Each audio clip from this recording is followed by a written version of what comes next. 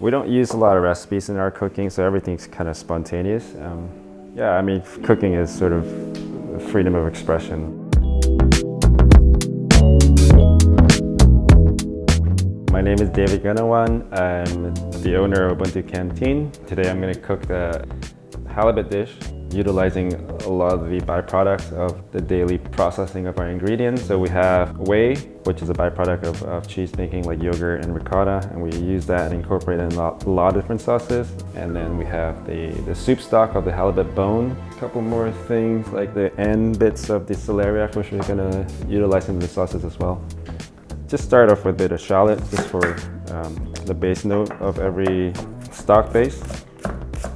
Slice it pretty thin, and we would sweat it on the pan. With some oil, a touch of butter.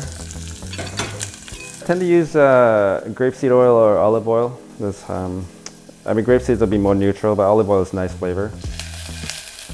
So what we're doing is softening the shallot, cooking out the sulfur so it lends itself a bit more of that sweet note. Add a bit of white wine.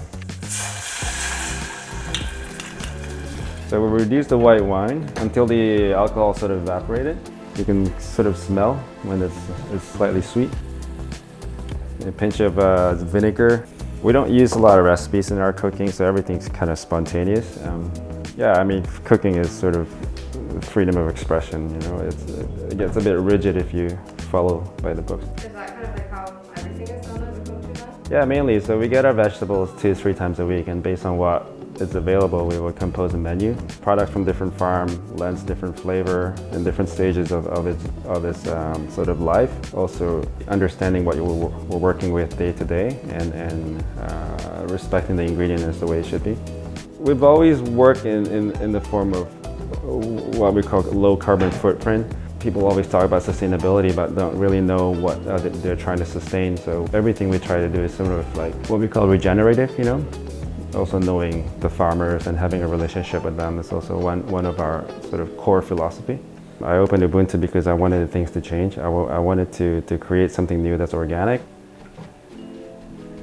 So I tend to salt it and draw a bit of moisture out so it has less of that splattering effect.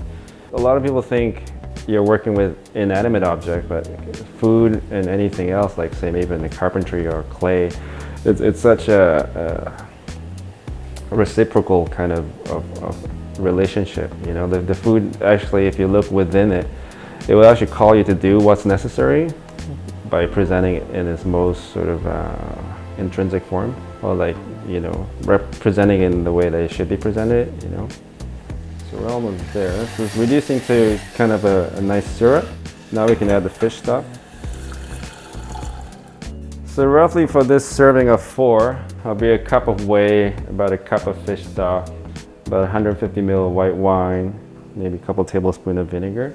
We'll reduce that again. So it's important to do this in layers, so it has this sort of alchemic process of mixing the components together. But if you were to add it all together, it doesn't have that layer or that depth. Do you find that as a chef, because you spend so much time cooking, do you still cook a lot at home? Or is it Oh, I cook for my family every day. We always wake up and have breakfast together. I have a 4-year-old kid, so we make breakfast together. Yeah, on my days off, we would make pasta together. Yeah, it's quite enduring. It's also, I think, it's a means to express your care for someone else. You know, like holding that space with the notion of food. You know, just bringing people together is very disarming. So I'm gonna add the cream now, and that will reduce again. And then lastly, there's the puree that we make from all the end bits and the trim bits from our celeriac. So this is the last process. We just reduce it till it reaches the desired consistency, and then we'll strain out all the shallots. So it's important to get the pan hot enough when you cook a piece of fish. Just start with a very high heat. So for a big fish like this on the stove, it will take about 10 to 15 minutes. So you can turn the heat down once the fish is on. I would say medium heat. And this is the process what we call basting. It's sort of cooking the top and bottom part of the fish simultaneously. Obviously the easiest way is to just put it in the oven for about 5 or 6 minutes. It quickens the process, but I do like to cook fish in a more gentler sense, so as to not get too dry. Especially for halibut, because this has such a low fat content, but you know, salmon and other cod generally has a higher fat content, so it can sort of allow itself to be in the oven. Yeah, so you can kind of see as its heat travels up and the fish loses its sort of opacity. So the sauce is ready here. We're just gonna strain it into a new pot. I just flip over and turn off the heat, so to let the residual heat sort of finishes the fish. So we're gonna plate our dish. The fish is ready here.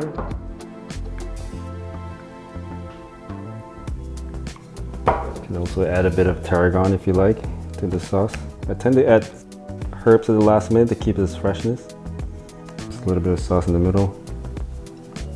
And so you can see the fish is cooked nicely.